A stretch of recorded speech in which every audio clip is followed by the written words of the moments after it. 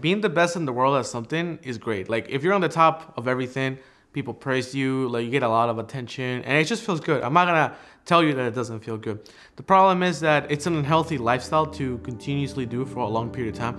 I mean, I was the best player for 2014, 15, 16, 17, and that's a long time, and it takes a toll on you because at some point people stop looking at you as just a player and a human, and you kind of become like an object. You kind of become like this number one. I felt like people were just like, oh, ZeRo's the best. It doesn't matter who ZeRo is, but he's the best, and we're gonna treat him a certain way because of that. Sometimes in a positive way, sometimes in a negative way. But being objectified in a way like that for a long period of time, it just doesn't feel good. At some point it stops becoming healthy, and you start to look at yourself the same way other people looked at you, but you kind of bring that to your personal life.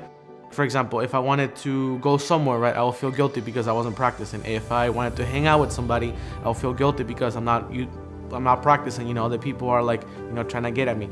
Obviously, I love Smash Brothers, right? So I wouldn't play it all day if it wasn't the case. And it never was about the money, but it was more so about because I wanted to do it. And I did it. I did it for a long time. I held it for a long time. But then it just stopped being like, I don't know, like there's more to life. I became someone else who I didn't like. And I don't know, just imagine that being piled up for a few years, and it's just kind of like, all right, man, I think you did what you wanted, you did what you had to do, and you know, maybe it's time to hang it up. I mean, it's not like I failed. I think I did what I wanted to do, and I think I did it at the right time.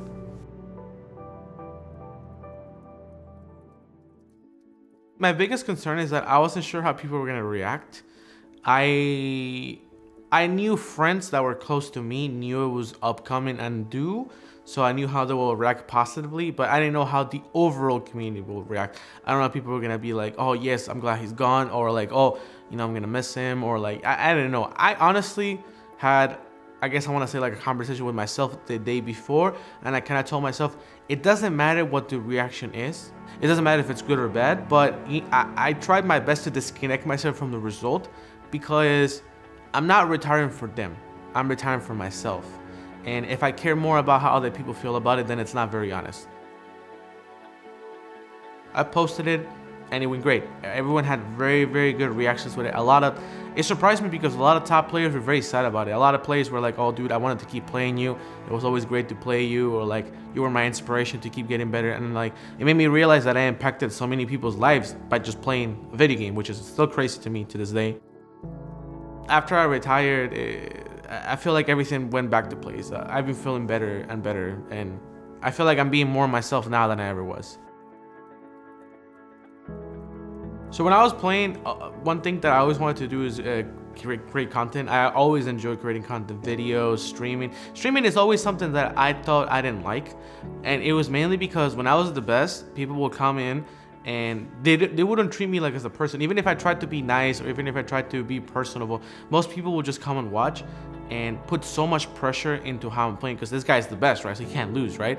When I started doing streams that were more about like playing all the games, being more about personality, having fun with other friends and putting that on camera, I realized I actually love doing this.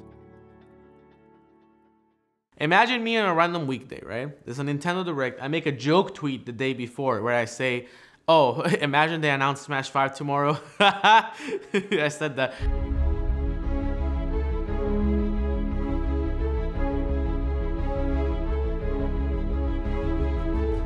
The screen goes black again, and then the Smash logo comes in the Splatoon character's eye, and then the Smash gets announced for the Switch 2018, like that, just like that. And then I remembered, I was shocked for 1 second, and then I started screaming because I was like, there's actually no way they actually announced Smash on the Switch on a random weekday after Splatoon, just like that, just out of nowhere. What I say is this is what I want to say, is that very unlikely for me to return. Don't expect it. I want to say 0% chance for me to return competitively, like full drive in 2018. 2019, depending on how the game goes, how everything goes, how much I like the game, how I feel about streaming, I may reevaluate. So to the people that are waiting for me to return, just keep your expectations low because very unlikely, you know. I don't want to say no directly because for all we know, maybe the streaming doesn't go very well, maybe the new game is sick, you know, and maybe my drive for some reason I start to miss it, maybe I'll care to compete again in like a year and a half, you know. I'm not gonna leave the door closed, but I'm telling you right now, it's very unlikely.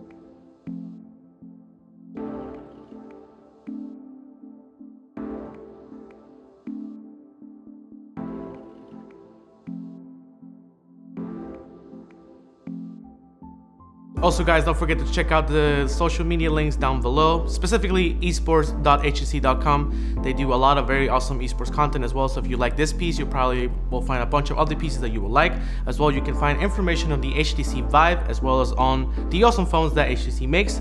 Nonetheless, check out the descriptions below.